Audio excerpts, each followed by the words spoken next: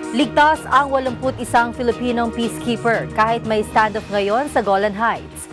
Ayon kay AFP Public Information Office Head Lieutenant Colonel Ramon Zagala, nagsagawa naman ng emergency meeting ang hukbong sandatahan kaugnay ng nangyayaring krisis sa lugar.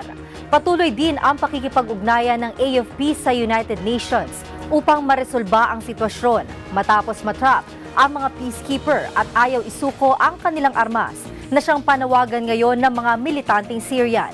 Sa unang press statement, sinabi ng AFP na naokupa ng mga armadong anti-government militant ng Syria ang posisyong hawak ng mga Fijian peacekeeper.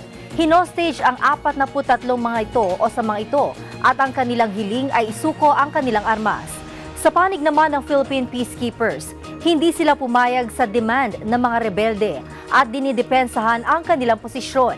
Ayon pa kay Zagala, hindi kaagad mapapauwi ang lahat ng mga peacekeepers sa Golan Heights at Liberia. Bagaman inihayag ng Department of National Defense na pababalikin na sa bansa ang 400 tropa sa Oktubre. Anya hindi basta-basta mabibitiwan ng Pilipinas ang commitment nito sa UN.